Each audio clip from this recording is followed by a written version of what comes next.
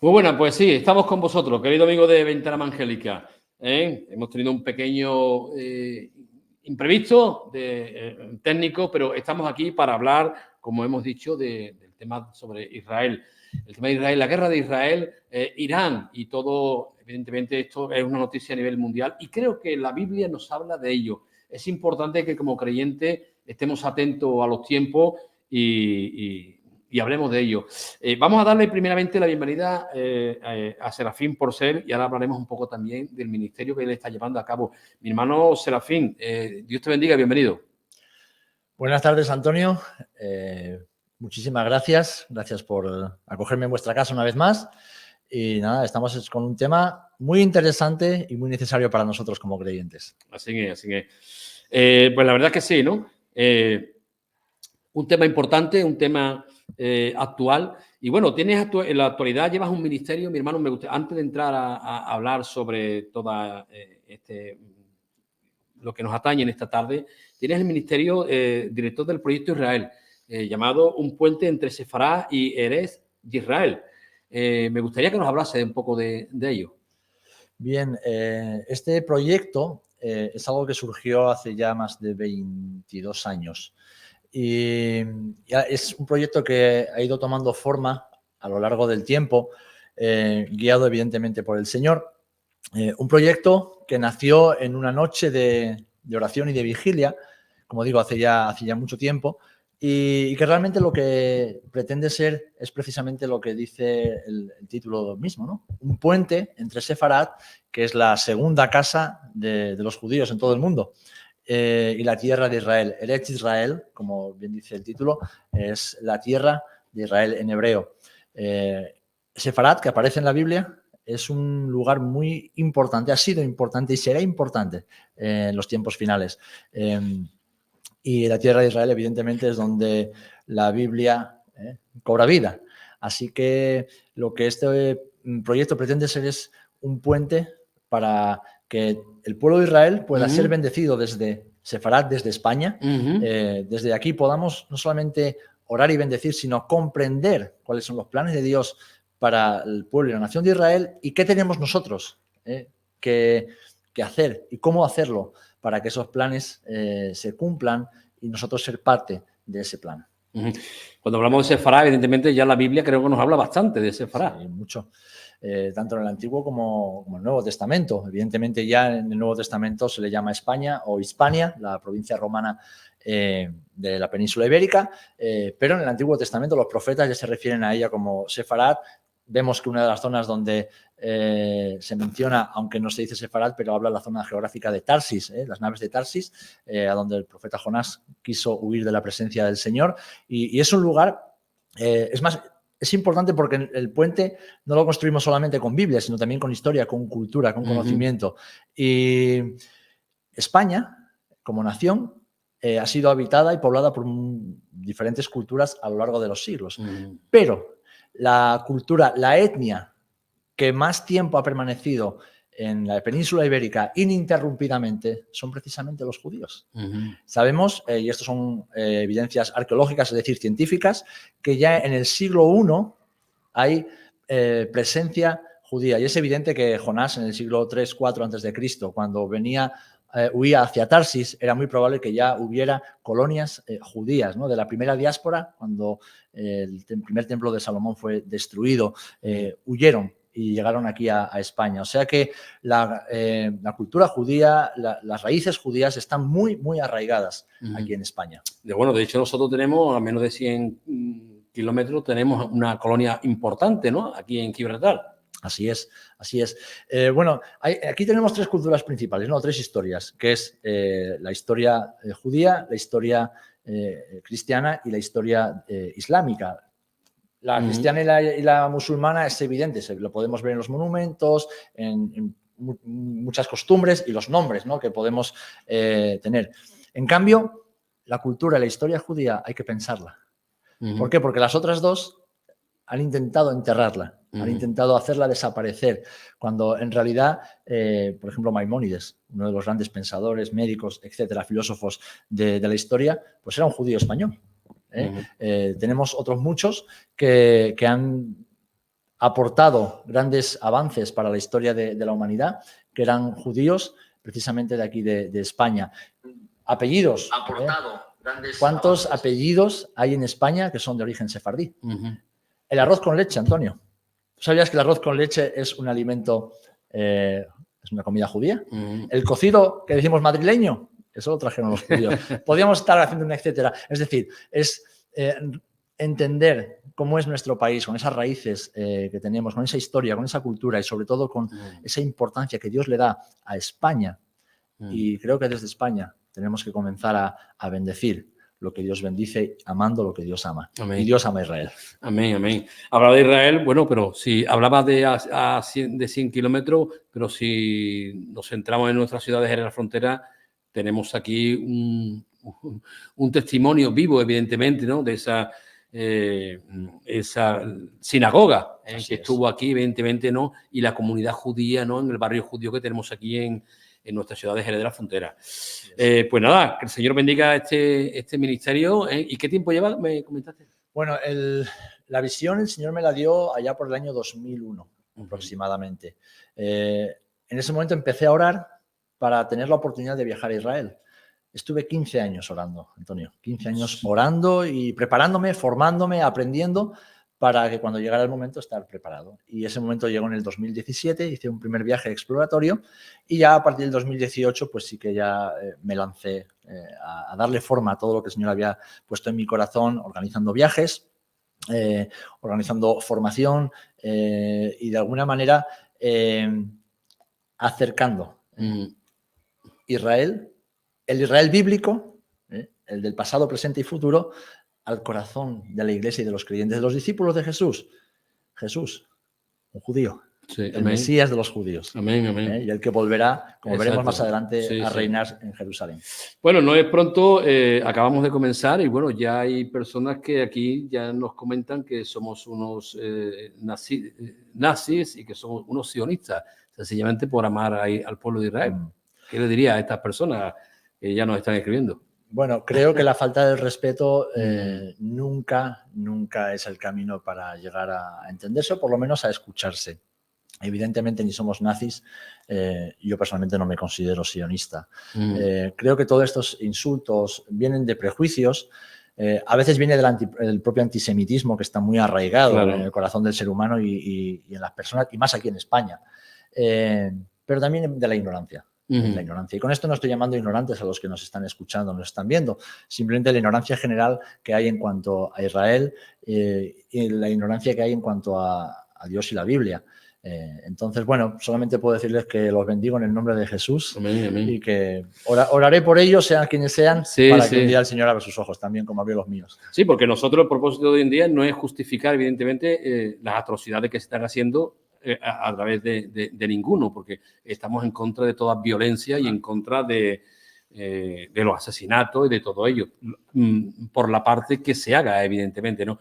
El propósito de hoy es venir a hablar qué dice la Biblia en relación a todo esto que está aconteciendo, como la Biblia habla de otros campos, habla de la climatología, habla evidentemente del ser humano, del hombre, habla de las naciones, habla de la salvación, habla de Cristo y también habla de Israel y habla de las naciones. Y queremos sencillamente expresar y comunicar qué dice la Biblia en relación a la actualidad, que yo creo que hay mucho que tiene que decir. Está todo escrito, Antonio. Amén. Está todo escrito. Lo que pasa es que hay que saber leer con los ojos adecuados y con un corazón abierto, una mentalidad abierta. Evidentemente, Israel moderno como nación, pues comete errores como cualquier nación. Claro. Ahora, Israel no empieza las guerras. El que lee un poco de historia, y aquí no estamos hablando de Biblia, estamos hablando de historia, no es Israel el que empieza las guerras. Cuando en el 1947, el 29 de noviembre de 47, las Naciones Unidas, después de las atrocidades del Holocausto y de, bueno, el sufrimiento de los judíos en el mundo, entienden que es tiempo de que los judíos tengan un hogar nacional, se aprueba la partición, ¿no? de lo que se llamaba la tierra de Palestina, donde había judíos, porque siempre ha habido judíos, y había árabes, y había drusos, y había cristianos, y había un poco un batiburrillo de todo, ¿no? Los judíos lo aceptan la poca tierra que se les ofrece, Aceptan incluso que sea la peor parte de la tierra, porque lo que se les Ujú. ofrece es el desierto y los pantanos infestados de malaria. En cambio, el mundo árabe lo rechaza. Aún así, en el 48, el 14 de mayo del 48, se establece lo que es el Estado moderno de Israel y ese mismo día 5, 6 países, naciones árabes, le declaran la guerra a Israel, una guerra que Israel gana. Tenemos sucesivas guerras que Israel no comienza, excepto la del 67, que fue una guerra preventiva porque Exacto. ya se sabía que iba a ser atacado de nuevo por diferentes países árabes. Israel gana. Entonces, la cuestión no es justificar la guerra, porque Israel no quiere la guerra. Si tú vas a Israel y tú vives allí, como yo he estado allí conviviendo, te das cuenta de que es un país multicultural. Es un país donde esto del apartheid que se habla... Con 2 millones de árabes viviendo y trabajando ahí. Bueno, hay 10 millones de personas, 8 millones aproximadamente son judíos, 2 millones son árabes con pasaporte israelí, Sí. que evidentemente no quieren saber nada de la causa palestina, porque la causa palestina no es algo que haya nacido ni siquiera del mundo árabe. Por eso es importante conocer la historia. La causa palestina es un tema político, que no vamos a entrar en ello ahora, que surge allá por los años 60. Allá por los años 60. Evidentemente, el mundo árabe lo aprovecha de alguna manera para, como veremos más adelante en algunas de las preguntas que me vas a plantear, atacar a Israel.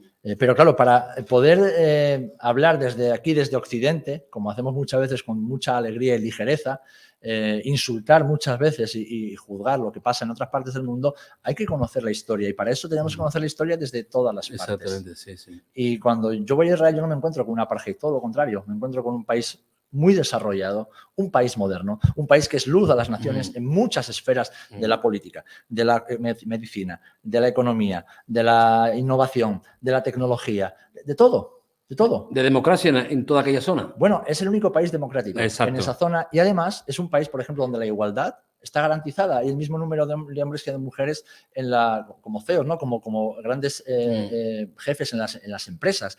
Los salarios son igualitarios, gana lo mismo un hombre que una mujer. Incluso diferentes colectivos tienen sus derechos reconocidos, cosa que en el mundo árabe pues no existen ni siquiera esos derechos. Entonces, vemos que en todo este conflicto, evidentemente, hay un factor de antisemitismo, pero hay mucha ignorancia y, evidentemente, los enemigos de Israel aprovechan la ignorancia de la gente para lanzar falacias, ¿no? Y decir, es que Israel tiene que acabar con la guerra. No, es muy fácil. Acabar con la guerra es muy fácil, que sabemos que no va a pasar porque los enemigos de Israel no van a parar la guerra. Es que aquellos que se empeñan en intentar destruir a la nación de Israel, dejen de hacerlo. Golda Meir, una figura fundamental en el nacimiento y establecimiento del Estado de Israel, dijo que el día que los árabes amen más a sus hijos de lo que odian a Israel, viviríamos en paz. Serafín, el 7 de octubre cambió la historia o va a cambiar la historia ese día 7 de octubre.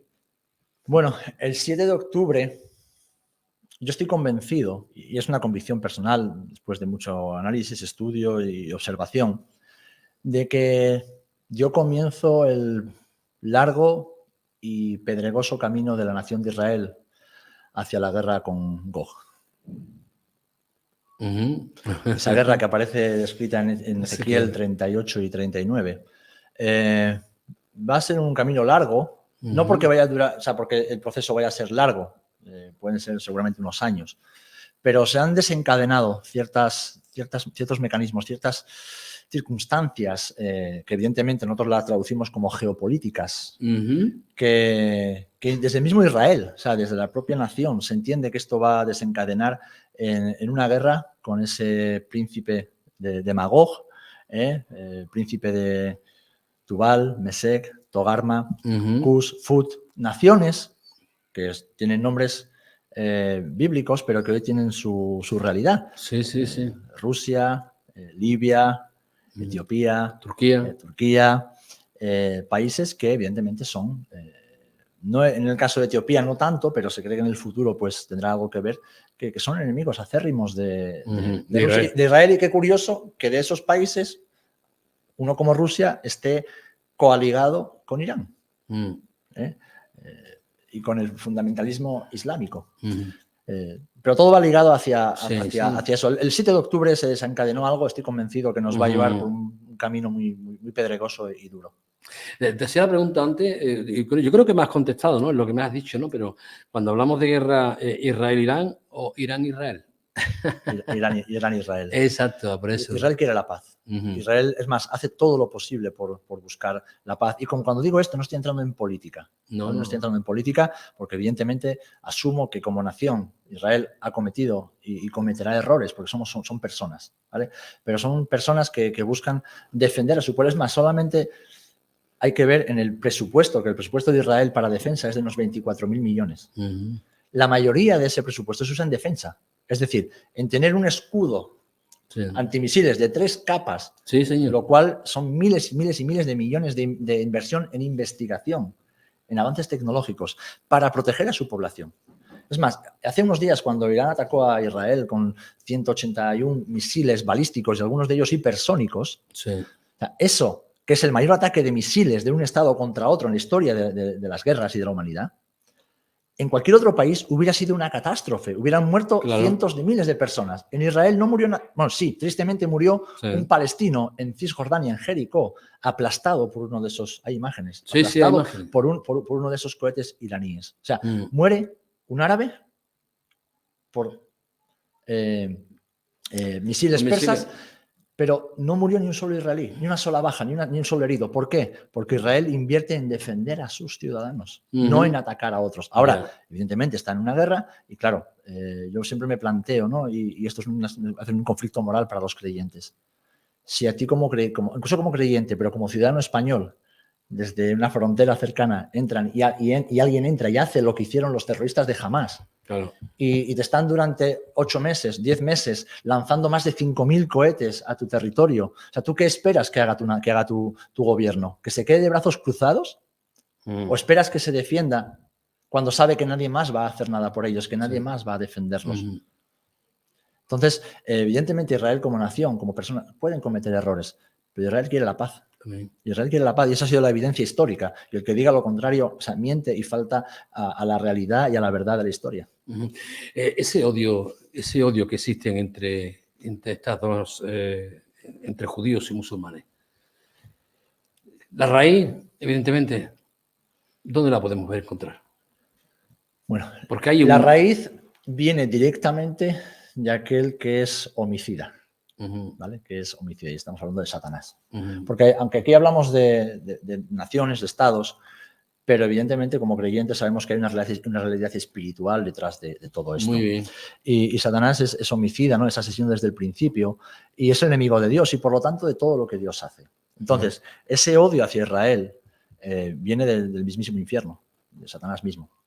De hecho, vamos a Egipto y a través de Faraón quiso destruir a la descendencia de... No, persiguió hasta quiso destruirla. Y podemos ir viendo relatos históricos, no solamente en la Biblia, sino hasta llegar al Holocausto. Y lo que tenemos hoy día de cómo Satanás ha querido destruir al pueblo judío. Lo intentaron los romanos, lo intentaron los babilonios, lo han intentado diferentes épocas, o sea, diferentes imperios en diferentes épocas. No han podido. ¿Por qué? Porque Israel es algo que Dios ha creado. Y lo que Dios crea tiene un propósito y no se puede destruir. Entonces, evidentemente, eso es en la parte espiritual. Ahora, si vamos a la parte más humana e histórica, Israel tenía un hermano. ¿Sí? Y se llamaba Ismael. Ismael es el padre del mundo árabe. Exacto. Y Ismael era el primogénito, aunque no era el hijo de la promesa. La impaciencia de Sarai y de Abraham llevó a no esperar por los tiempos de Dios y llegó Ismael. Cuando llega Ismael, evidentemente los derechos de primogenitura eran para él. Pero cuando nace Jacob, y Dios le recuerda a Abraham que Jacob, o sea, que Isaac, en este caso, es el hijo. Voy a corregir, no es Jacob, es Isaac, es el papá de Jacob, el que es el hijo de la promesa y en su descendencia serán benditas las naciones de la tierra. Claro, Ismael pierde todos los derechos de primogenitura. Pero claro, es que él no era el hijo prometido. Él no era el hijo del milagro. No, él fue el hijo que el ser humano quiso crear. De la esclava. De la esclava, de Agar. En cambio, que era, por cierto, era egipcia. También hay mucha historia.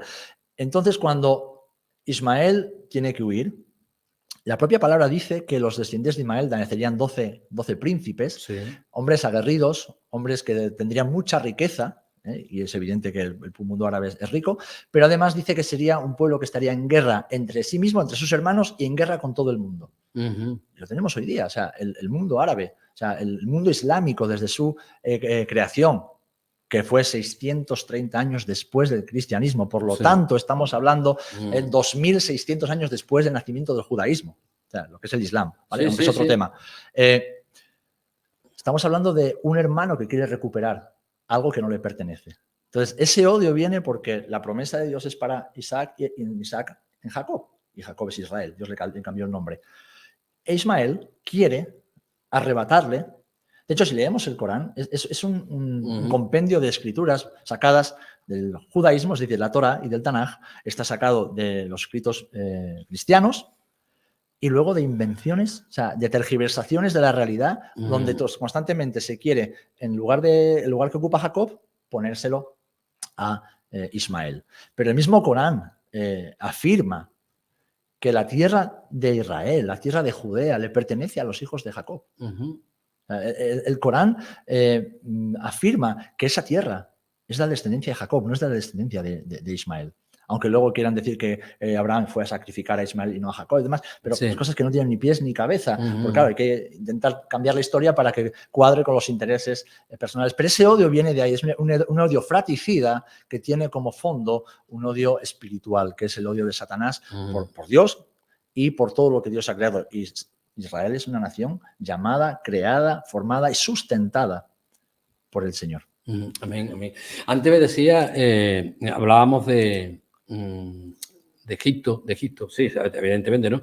Cuando el pueblo de Israel está durante 430 años ahí oprimido, y cuando sale, como el pueblo de Egipto, Faraón en este caso, sale para destruir a Israel. A través de toda la historia, ya me comentaba, ¿no?, de que vemos esto claramente, ¿no? Y la Biblia también, hay algún pasaje donde claramente nos diga destruir a Israel. El deseo. Bueno, en la Biblia encontramos el relato de diferentes momentos en la historia. Tenemos en el libro de Esther a Naamán, un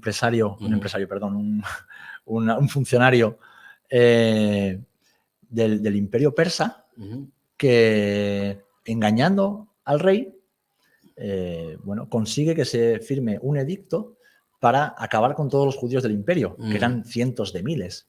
Evidentemente el que acabó mal fue Naamán, ¿no? Por la intercesión de Esther y el buen hacer, el celo del señor de Mardoqueo, el primo de la reina Esther.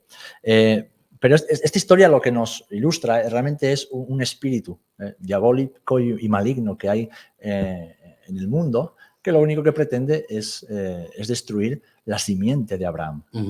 ¿Por qué? Porque de esa simiente, ¿quién vendría? Claro. Vendría Jesús, Ahí está el Mesías. Ahí está el tema. Entonces, al final, si tú destruyes la simiente, no puede haber cumplimiento de la promesa. Y esa promesa es una promesa de redención para toda la humanidad. Por eso, cuando estoy en Israel y puedo compartir el Evangelio, incluso con judíos, lo hago primero desde una posición de deuda. Yo soy deudor del pueblo judío.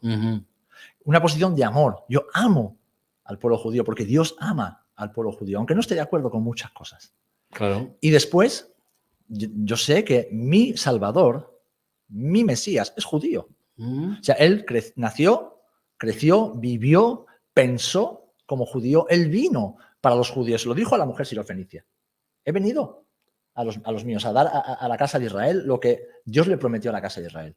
Y Jesús volverá a Jerusalén, a reinar sobre Jerusalén, y volverá con los que hayan quedado de la nación de Israel, que le hayan reconocido como Mesías, a gobernar sobre las naciones. ¿Desde dónde? Desde Israel, desde Jerusalén.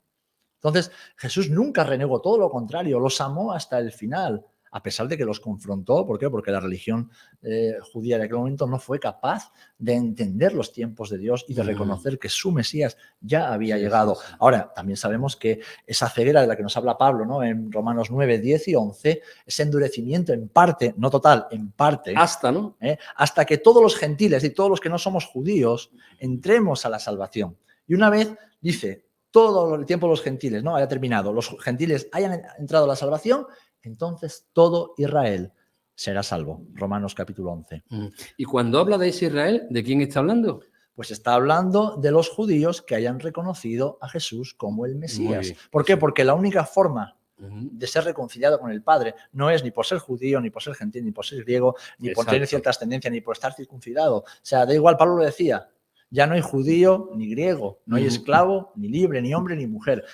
Somos uno en Cristo, esa pared que dividía, ¿no? Porque las Ujú. promesas estaban para el pueblo de Israel, pero con Cristo, esa separación, esa enemistad que había, lo vemos en la carta a los Ujú. Gálatas y a los Efesios, ¿qué sucede?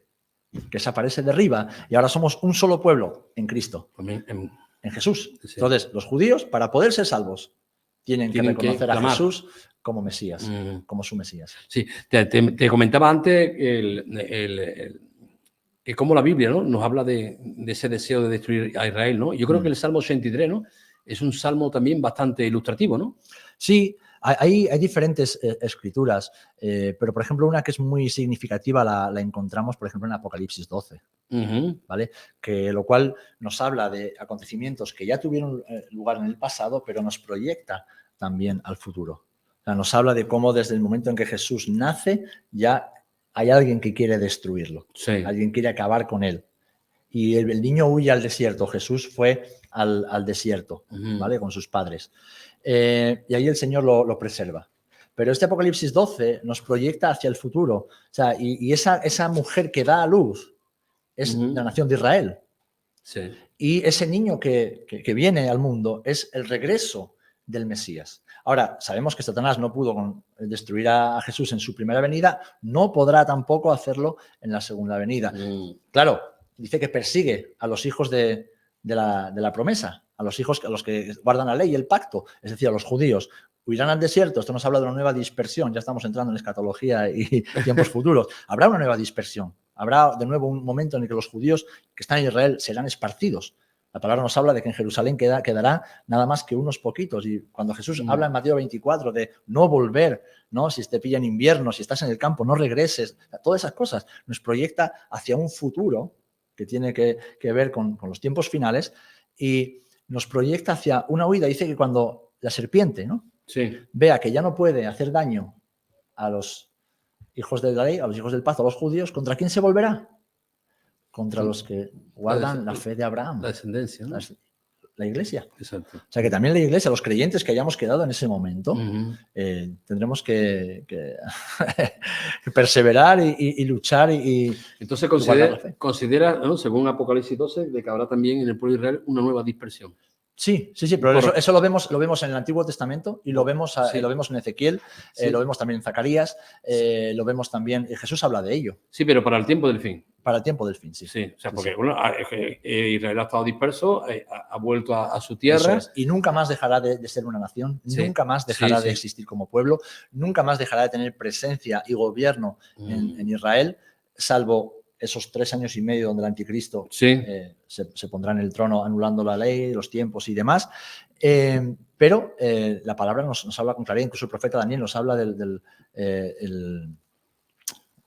ay, se me ha ido la palabra, ¿no? La tribulación de Jacob. Sí, sí. O sea, ese tiempo Sí. de tribulación de Jacob, eso nos proyecta hacia el futuro, Ujú. a esa percepción final que el pueblo de Israel, el pueblo judío, sufrirá de nuevo. Ujú.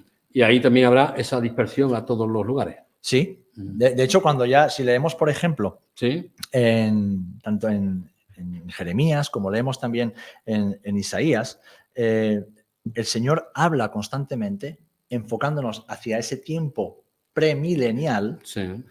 de que Él llamaría a todos sus hijos de los 4 confines de la Sí, tierra. de los 4, exactamente. Sí, Mateo 24 lo habla perfectamente. Lo habla. Entonces, nos está proyectando hacia un tiempo futuro que todavía no ha llegado porque nos habla, o sea, de un Israel que existe. Sí. Y nos habla de enemigos que rodean la ciudad. Evidentemente, cuando Jesús habla en Mateo 24 y 25, todo eso nos proyecta a un tiempo inmediato, como fue la destrucción de Jerusalén y del templo en el año 70 después de Cristo, pero también nos proyecta a un futuro porque Él está diciendo, no me veréis más hasta que digáis, bendito el que viene en el nombre del Señor. Ujú. Y Él habla, cuando veis la higuera florecer, sabéis que el verano se acerca. ¿Vale? ¿Esa higuera quién es? Ujú. Israel. En la profecía, esa higuera tiene como símbolo Israel, pero sobre todo la ciudad de Jerusalén. Sí. Y dice, no pasará esta generación ¿Cuántos años son una generación en términos bíblicos, en términos proféticos? 40 años, ¿no? Suelen ser 70 años. 70, bueno, 40. En términos proféticos, cuando hablamos de Sí. tiempos donde Dios va a hacer algo, donde el Señor se va a mover. Vale, 70 años, 70 sí, 70, 80 Bueno, años. pues solamente, no, y aquí no estoy elucubrando, pero simplemente pensar cuándo Jerusalén volvió a estar gobernada por los judíos. ¿Cuándo volvió? En el año 67. Sí. ¿Vale? Fue recuperada en el año 67. Súmale 70 años. 2037. ¿Vale? Fíjate todo lo que está pasando. No digo que vaya a ser el 2037, ¿eh?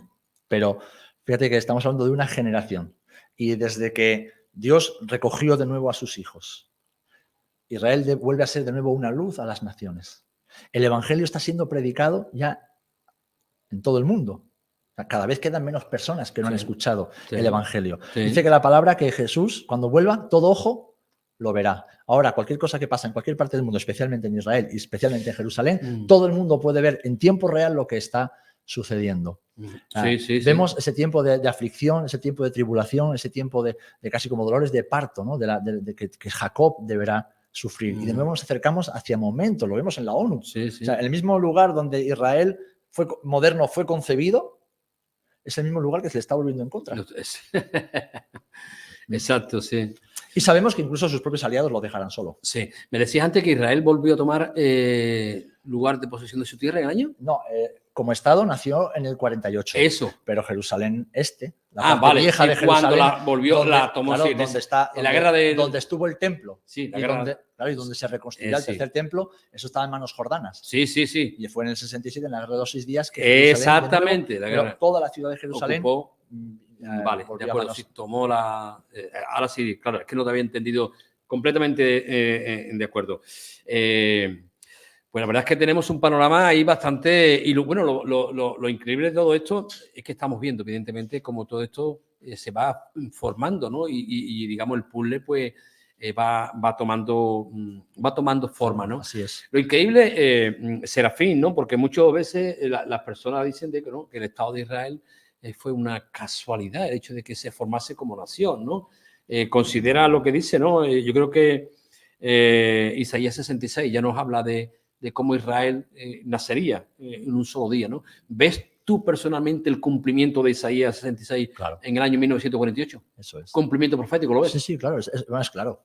Es claro, o sea, un día Israel no existía, al día siguiente Israel existía. O sea, hay que estar ciego para no ver que 2700 años antes de que eso sucediera ya estaba escrito. Sí. Evidentemente, eso es parte del cumplimiento profético. Es más, la palabra habla de que las naciones traerían a los hijos de Israel sobre águilas, sobre alas de águilas. Sí. Claro, en los tiempos de Isaías no había aviones. Ya. Él veía, en la visión que él tuvo, él veía grandes pájaros trayendo a los hijos de Israel. ¿Quién trajo? ¿Quién ha estado trayendo a los hijos de Israel a su tierra durante estos últimos 78 años? ¿Quién? Así que, ¿qué papel está tomando actualmente, en este caso, ¿no? Lo que estamos viendo, ¿no? Irán. Irán, yo creo que es crucial. Es porque Irán, a través de desde que Israel es nación, han habido otros países que sí han atacado, como lo sabemos, pero Irán nunca entró, digamos, en acción hasta hoy, hasta hace unos días. Ha habido la guerra entre Irán y Israel es una guerra que ha sido una guerra fría durante todas estas décadas. Sí, guerra fría, ¿vale? sí. ¿Qué sucede? Que evidentemente Irán por sí sola no tiene potencial para hacerle nada a Israel, absolutamente nada. Aunque sea un país mucho más grande, Israel es una potencia militar, es una potencia nuclear, no tendría ninguna posibilidad. Pero ahora Irán, en esa unión geopolítica y estratégica que ha formado con Rusia y con China. Es curioso, ¿no? Dos países comunistas, ateos, que odian a Dios, con un país fundamentalista religioso islámico que odia a Israel. Entonces, no hay que estar muy espabilado para entender de que aquí hay algo por detrás que a primera vista tal vez se nos pueda escapar. Entonces, al final lo que estamos viendo es que Irán es un instrumento más, primero de desestabilización de la zona, porque al final Israel no ha atacado a Irán. Israel ha atacado a Hezbollah, que es un grupo terrorista, y ha atacado a Hamas. O sea, grupos terroristas con declaradas ambiciones genocidas, porque en su carta fundacional está el destruir y aniquilar a la nación de Israel y a todo judío que se encuentren por delante. Grupos terroristas que tienen, esclavizado a las propias naciones donde están. ¿Vale? Grupos terroristas que usan a sus propios ciudadanos como escudos humanos. Como escudos humanos.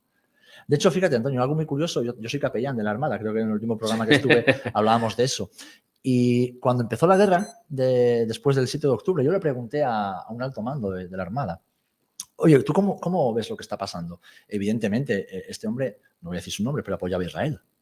Y dice, mira, Israel es el país, es el ejército, uno de los ejércitos más poderosos, pero es el ejército más moral del mundo, porque Israel no se rige solamente por las reglas de las leyes internacionales de la guerra, sino que se rige por la Biblia. Y hay ciertas obligaciones de la ley judía que Israel las siga a rajatabla. Ahora, ¿qué sucede? Que se usa mucho esto del derecho internacional y con esto evidentemente no estamos justificando bajo ningún concepto el sufrimiento y la muerte de miles de personas inocentes. Pero yo le pregunté a este hombre, entonces, ¿cómo yo puedo ver que Israel está siguiendo el derecho internacional ese de que tanto se apela cuando caen bombas sobre edificios, sobre casas, sobre escuelas? Y dice, mira, en el derecho internacional y las leyes de la guerra, me está hablando un alto mando de la Armada Española, un hombre con más de 45 años de servicio y decenas de misiones por todo el mundo. Me dice, la ley de la guerra es muy sencillo. O sea, cuando alguien te ataca, tú respondes. Y es obligación del que te ha atacado primero presentarte batalla en un campo de batalla, es decir, en una zona donde no haya civiles. Entonces, no es responsabilidad de Israel las muertes que están sucediendo en Gaza y en Líbano. Yo sé que suena muy crudo esto. Y con ello, como digo, no estoy justificando. Yo como hijo de Dios, como discípulo de Jesús, me duele cada muerte. Me da igual la etnia, me da igual el país, me da igual la cultura. O sea, me duele cada muerte que sucede. Pero no puedo responsabilizar al que está defendiéndose. O sea, y el que está haciendo la guerra de una forma moral, por mucho que los medios de comunicación quieran vender una moto completamente distinta. O sea, cuando es responsabilidad, que evidentemente un grupo terrorista no va a asumir ninguna responsabilidad, como puede ser Hamas o Hezbollah, de hacer la guerra en lugares donde no haya civiles. ¿Qué sucede? Que estos terroristas lo único que quieren es, evidentemente, usar la muerte, además sus propios líderes, el Yahya Sinwar y el otro el que murió hace unos meses, ellos decían que es necesaria la muerte y el sacrificio de los civiles por llevar adelante la causa palestina. O sea, ellos mismos asumen, ellos no van a morir hasta que los pillan con un misil. Pero que es necesario, ¿por qué? Porque eso pone a la opinión pública en contra de Israel. O sea, lo ven como un mal menor con tal de alcanzar un objetivo mayor, que es la supuesta liberación de Palestina. Pero cuando se hizo la partición de Palestina y los 5 estados árabes entraron en guerra contra Israel, y esto es muy curioso. Sí. O sea, hay documentos, no estoy hablando hay documentos escritos, ¿vale? Que eso se pueden consultar, donde el plan de los 5 países árabes que atacaron a Israel no era crear un Estado palestino, era dividirse la tierra, un trocito para el Líbano en el norte, un trocito para Siria, un trocito para Egipto y un trocito para Jordania. O sea, y no había ninguna intención de crear un Estado palestino. ¿Sabes por qué? Porque los palestinos como etnia, como raza, no existen. Sí. No existen. De hecho, rechazaron, evidentemente, el ser Estado. Porque es que los palestinos, los que conocemos hoy como árabes palestinos, son un conglomerado de personas que han ido emigrando, que emigraron, igual que emigraban judíos a la tierra de Israel durante años, y otros que eran expulsados de países árabes y que allí fueron acogidos. Pero es que ahora, ¿por qué nadie los quiere? Sí. ¿Entiendes? O sea, es un interés político totalmente para poder atacar a Israel. Oye, lo que es curioso, vamos, me has dejado sorprendido, y corrígeme si estoy mal informado, que la propia Jordania haya estado usando parando, evidentemente, los misiles contra Israel. Claro, porque tanto Jordania como Egipto tienen tratados de paz con Israel. Pero es curioso. Y luego hay mucha colaboración, sobre todo con Jordania hay mucha colaboración, hay una buena relación entre el Estado de Israel. De hecho, tú vas a Israel y ves el Mar Muerto. El Mar Muerto, cuando vas allí puedes nadar y no hay una línea que lo divide, pero está dividido, la mitad le pertenece a Jordania, la otra mitad le pertenece a Israel. Cuando estás en el río Jordán, en la desembocadura del Jordán, en el Mar Muerto, hay una cuerda. Entonces, en un lado estás bautizando en Israel y tú vas a cruzar la cuerda y estás bautizando en Jordania. O sea, que realmente hay una relación, aunque sean árabes. Por otro lado, Irán no es árabe. Irán es persa. Persa, sí. ¿Vale? Y ahí tenemos una lucha fratricida entre ellos, entre los suníes y los chiíes, que ahí queda. Por eso, bueno, no voy a entrar en política, voy a dejarlo ahí. La Biblia nos habla, Serafín, de que precisamente el libro de Zacarías, ¿no? De que todas las naciones pelearán contra Israel. O sea, sí. esto no, ¿a qué nos va a llevar todo esto? O sea, se va a llevar lo que estamos viendo, bueno, que yo creo que ya lo estamos viviendo, ¿no? La propia, tú lo decías al principio, ¿no? La propia ONU, que apoyó evidentemente el establecimiento del Estado de Israel, hoy en día está en contra de Israel. El propio presidente ha negado, no quiere condenar el ataque que ha hecho Irán a Israel, que por ética lo tenía que haber hecho, ¿no? Tanto lo uno como lo otro, evidentemente, claro. ¿No? Pero la pregunta, todos los países, literalmente todas las naciones pelearán contra Israel. ¿Qué va a hacer Israel para que se gane todo este odio, para que todo el mundo vuelva contra él? Bueno, Israel no puede hacer mucho, porque si está escrito se va a cumplir. Sí. O sea, es algo a lo que vamos encaminados. ¿Qué sucede? Que el pueblo judío es un pueblo muy resiliente. Y el pueblo judío, después del Holocausto y todo ese sufrimiento que ha padecido durante siglos, por no tener una tierra. De hecho, tú le preguntas a un judío y dices tú, bueno, pero ¿es seguro vivir en Israel? Y lo que te van a decir es, el lugar más seguro para un judío es Israel. Porque fuera de Israel estamos desprotegidos, nadie nos va a defender. En cambio, en nuestra tierra sí nos podemos defender. Entonces, es evidente que Israel, esta guerra que está librando es por su propia existencia. Israel no se puede permitir perder una guerra. Si Israel pierde una guerra, desaparece. Claro. Estado. Entonces, es por su propia existencia. Ahora, evidentemente, la geopolítica va a ir moviéndose, va a ir cambiando y llegará un momento en que Israel se quedará solo. Evidentemente estamos hablando ya de los tiempos finales. Zacarías nos habla ya del tiempo incluso del anticristo. O sea, nos habla ya de un momento donde, bueno, según algunas teologías ya la Iglesia no estará aquí, otros creen que sí estaremos aquí, no voy a entrar en ese tema ahora, pero ya es un tiempo final dramático en la historia de la humanidad, donde Israel una vez más se quedará sola y no será librada sino por la intervención del Señor directamente. Ya Israel no podrá hacer nada. De hecho, en Zacarías nos habla, ¿no?, de que para que Judá no se crea que ha sido por su fuerza y su poder y desprecia al resto de tribus, será el Señor el que pelee contra sus enemigos y la libre de la destrucción final. Entonces, estamos abocados a ver eso, no sé si en los próximos años, las próximas décadas, pero eso va a llegar. Sí. Y el escenario se está preparando. Sí, exactamente. Entonces, lo que estamos viendo claro es, y bueno, y lo hemos visto aquí, ¿no?, ese crecimiento de antisemitismo a paso agigantado. Bueno, date cuenta que en muchos países, desde el 7 de octubre, el antisemitismo ha crecido un 500%. O sea, países de Europa estamos hablando, no estamos hablando de países islámicos. Sí. Estamos hablando de países de Europa. Pero al final, fíjate, todo este odio, todo esto que se esconde, ¿no?, en esa alianza entre Irán, China, Rusia, se esconde detrás de la geopolítica, pero es algo que tiene más de 4.000 años de historia, como digo. O sea, es algo que es espiritual y que tenemos que verlo de esta perspectiva. Yo entiendo que el que no cree en Dios, el que no tiene una visión espiritual de las cosas, el que desconoce qué es lo que hace la Escritura, aunque lo conozca, no lo valora como verdad, como revelación, pues evidentemente lo va a ver desde un prisma totalmente humano y, humanamente hablando, pues claro, el que hace más daño es el que tiene más fuerza. Como el que tiene más fuerza es Israel, se le ve como el culpable. Pero si uno deja a un lado los prejuicios y mira lo que acontece, ojo, ahora mismo, con los ojos de la historia, y no la historia lejana, la historia más reciente, o sea, es evidente que no es Israel quien empieza las guerras.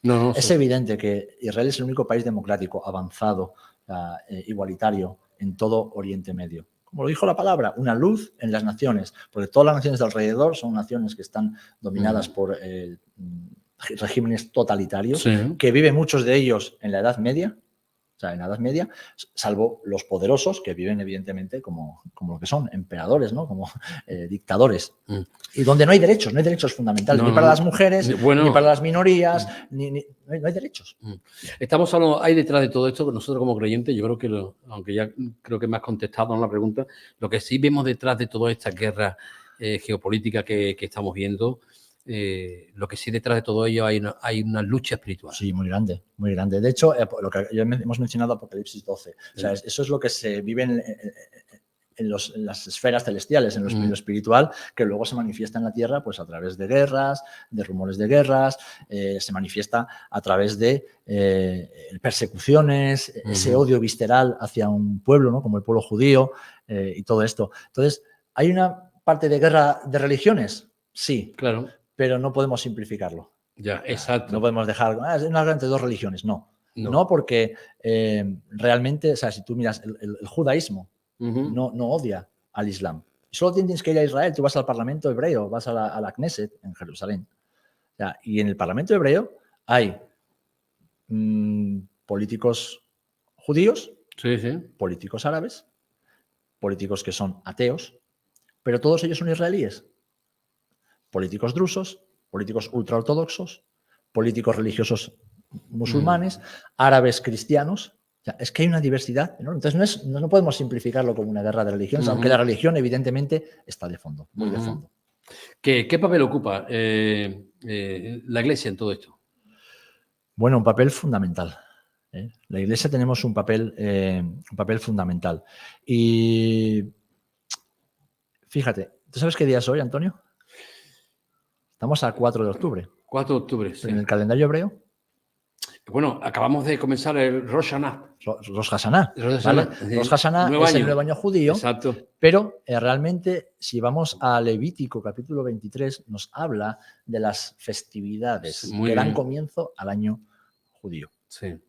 Y son festividades que tienen 3 partes, en las cuales las 3 nos habla de trompetas. Hoy estamos en Yom Teruah, ¿vale?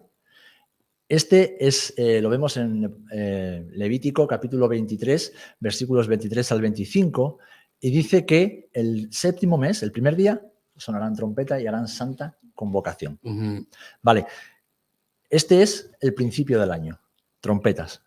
Vamos un poquito más adelante, el versículo 26, y nos habla que a los 10 días del mes será día de expiación. Aquí llegamos a lo que llamamos el Yom Kippur, el día de la expiación. Entonces, estos días, desde Yom Teruah, festividad de las trompetas, hasta Yom Kippur, son días de introspección, son días donde el pueblo judío se prepara para pedir perdón, para que Dios conceda perdón por los pecados de la nación. Y ya vamos a Levítico 23, 33 y nos habla de una tercera fiesta que también tiene que ver con todo esto, que es el 15 del séptimo mes, y es Sukkot. La fiesta de los tabernáculos. Exacto. ¿Vale? Sí. Ahora, esto es súper importante porque, fíjate, Jesús en Mateo 24, cuando está hablando de los últimos tiempos, de su venida y de todo aquello, nos habla de que habrá trompetas en su regreso. Sí. Nos habla de que habrá trompetas. Dice cuando aparezca la señal del Hijo del Hombre, cuando ya la rama está tierna, nos habla de todo eso, ¿no? de la higuera, pero dice que Él enviará a sus ángeles con trompeta del cielo y juntará a los escogidos de los 4 vientos, desde un extremo del cielo hasta el otro.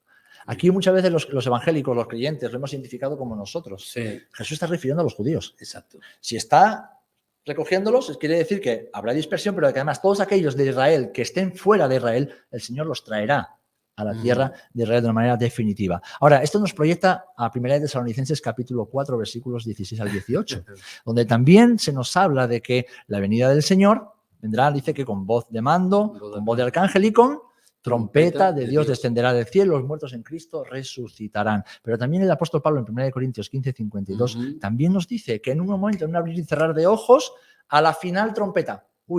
A la final. Habrá varias trompetas. Claro. Nos habla de que en la final trompeta. Y no está hablando de una trompeta de metálica, está hablando del shofar, que es ese cuerno de carnero, que es la trompeta que se utilizaba en el Antiguo Testamento. ¿Cuál es esta final trompeta?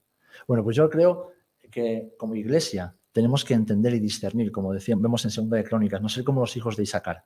Sí. Hombres entendidos en los tiempos, que saben lo que tienen que hacer y a cuyos hermanos acuden para encontrar dirección de Dios. Como iglesia tenemos que entender qué tiempos estamos viviendo y precisamente días como hoy, ¿no? Donde hemos visto un milagro, que han caído cientos de misiles balísticos sobre una nación y no ha pasado absolutamente nada. Hemos presenciado un milagro.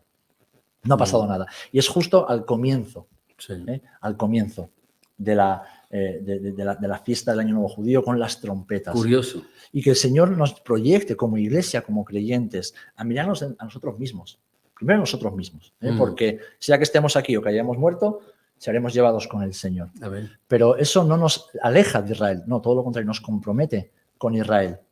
Porque las fiestas del Antiguo Testamento son como un guía, como esa nana, ¿verdad? Que nos lleva hacia el cumplimiento en Jesús y todo lo que Jesús ha hecho y hará en el futuro. Así que como iglesia, primero debemos amar lo que Dios ama.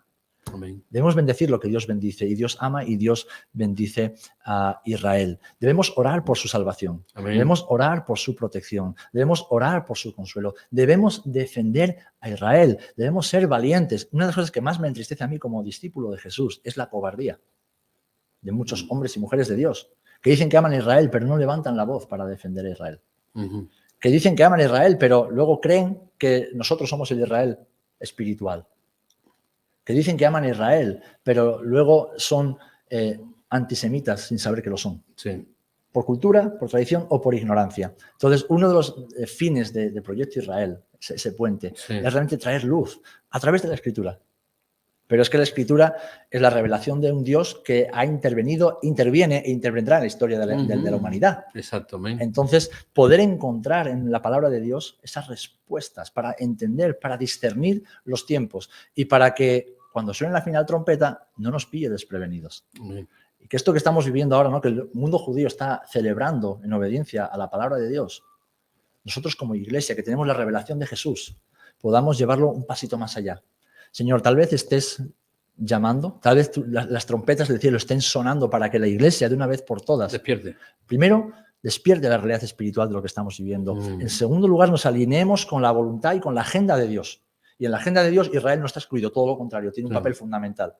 ¿Por qué? ¿Por qué Jerusalén es tan importante en la historia de la humanidad y en la historia de la redención? ¿Por qué? Porque es la ciudad que Dios escogió para poner allí su nombre. Y el enemigo intentando borrar el nombre de Dios de Jerusalén, borrando los templos. Sabemos que se reconstruirá un tercer templo, Sí. donde el anticristo querrá sentarse. ¿Para qué? Para ocupar el lugar que Jesús ocupará durante el milenio. Amén. ¿Por qué? Porque Jesús volverá a Jerusalén. Jesús posará sus pies sobre el monte de los olivos. Jesús reinará y regirá las naciones desde Jerusalén. Y todas las naciones deberán subir a rendir culto al Señor, pero además dice que tendrán que celebrar la fiesta de Sukkot, la fiesta de los tabernáculos. Exacto. Curioso, lo que vemos Sí. en el milenio. La tercera fiesta después de la última trompeta. Sí, señor. Sí, Entonces, señor. que aquí vemos, yo creo que disculpadme si me apasiono, pero es que No, es no. un tema que realmente hace Yo que digo mi amén a espíritu- todo lo que hasta ahora todo lo que estás comentando, mi hermano. Estoy completamente de acuerdo porque es bíblico lo que estás diciendo. Y por eso Jerusalén ha querido ser conquistada y reconquistada, ha sido destruida, tiene más de 20 destrucciones y reconstrucciones. Porque los ojos de Dios, el nombre de Dios está ahí y el enemigo quiere borrar toda huella. Porque si no hay pueblo judío, ¿por quién va a venir a buscar Exactamente. el Mesías? ¿Con quién va a reinar sobre las naciones el Mesías? Si Jerusalén no está siendo gobernada por el pueblo que él escogió para poner allí su nombre y para poner en ellos su nombre y para que a través de ellos, porque ¿cuál es el propósito de Israel para la humanidad? Dar a conocer al Dios del universo. Sí, claro, O evidentemente. sea, ser instrumento de Dios para traer salvación y redención. Y fijaros que el trato de Dios con Israel es mucho más severo que con las demás naciones. Sí, sí, sí, evidentemente. Porque como él trata a Israel de una manera muy severa, Sí. muy severa. Pero aún así, las promesas de Dios son sí y amén. Y amén. Son para siempre. De hecho, no sé si estamos terminando, pero me gustaría leer un versículo Sí. que creo que responde, ¿no? a lo que muchas veces la gente dice, pero es Israel de hoy, el Israel bíblico, es el Israel de Dios y demás. Bueno, evidentemente, en el Nuevo Testamento Pablo ya lo deja claro. O sea, Sí. ¿ha desechado a Dios a Israel? No, en ninguna manera. ¿Vale? Pero si leemos, por ejemplo, en Primera de Crónicas 17:22, algo súper interesante. Dice, tú has constituido, y es un ejemplo de muchos versículos que hay en la Escritura, tú has constituido a tu pueblo Israel por pueblo tuyo para siempre. Y tú, Señor, has venido a ser su Dios. Amén. O sea, para siempre. Como tenemos también en Jeremías. Oye, si anulo mi pacto con las estrellas, si anulo mi pacto con el cielo, es decir, si las leyes de la física dejan de existir en algún momento, entonces yo anularé mi pacto con ellos. mis promesas para ellos. Dios es un Dios de pactos. Amén. Es verdad que Dios trata con sus hijos y con sus escogidos, pero no nos ha escogido para ser mejores que otros, ha escogido para que a través de su trato con ellos podamos entender cómo es Dios con un padre con un hijo y para que a través de ese trato ellos puedan volver cada vez, como el hijo pródigo, a la casa del Amén. Padre y cumplir el propósito para el cual fueron llamados, que es traer luz y salvación a las naciones por medio de Jesús, Amén. un judío. Amén, amén. Serafín, gloria a Dios, gracias por tu tiempo, por tus palabras y por transmitirnos, evidentemente, el conocimiento, ¿no?, de la palabra, ¿no? Y bueno, yo creo que nos quedan tiempos difíciles por delante. Sí, Jesús dijo, y oiréis de guerras y de rumores de guerras. Pero dice, no os asustéis, no os preocupéis, turbéis. este no es el fin. Este No es el fin. Y yo desde aquí pues quiero animar a todos aquellos que nos estén siguiendo. Si eres creyente, afírmate en la verdad, afírmate en la palabra, afírmate en Jesús. Sus promesas son fieles y se cumplirán sobre tu vida. Pero te animo a escudriñar la palabra de Dios, a escudriñar la Escritura, a profundizar en ella y ver qué es lo que el Señor dice para este tiempo, para nosotros como iglesia, pero también para la nación de Israel, porque todo forma parte de un plan de redención y de salvación. Y si todavía no conoces a Jesús y eres de los que estás a lo mejor escribiendo ahí cosas feas, insultándonos porque no estás de acuerdo con nosotros, bueno, que sepas que no te lo tenemos en cuenta, que te amamos en el nombre del Señor y que oramos para que también puedas conocer a Jesús. Porque cuando un día toda esta historia termine y la película llegue al final, no queremos echar a nadie de menos allá arriba en el cielo. Queremos estar con todos aquellos a los que les hemos compartido el amor y el mensaje de esperanza de Jesús. Y por mi parte, pues siempre dispuesto a predicar las buenas noticias del Evangelio. Al judío primeramente y también al gentil, a todo aquel que el Señor le ponga en el camino. Amén. Pues gracias, mi hermano. Que Gracias el Señor también bendiga tu ministerio, ¿no? Este puente entre Sefará y Israel. Que el Señor te bendiga. Pues lo dejamos aquí. Llevamos ya 1 hora y bueno, si el Señor así lo considera, pues nos veremos Dios mediante para seguir hablando de las maravillas, ¿no?, de su palabra, ¿no? Hemos tocado, sobre todo hemos tocado la Biblia. Hemos tocado él porque el pensamiento que hemos volcado es todo lo que viene en la palabra de Dios. No ha sido nuestro pensamiento lo que nosotros creemos, no ha sido lo que podemos imaginar, no. Yo digo amén tus palabras porque lo que has volcado es todo conforme a la palabra del Señor. Serafín, Noema, gracias. Gracias a vosotros, es un placer y que el Señor los bendiga. Y el Señor bendiga a Israel. Amén, amén.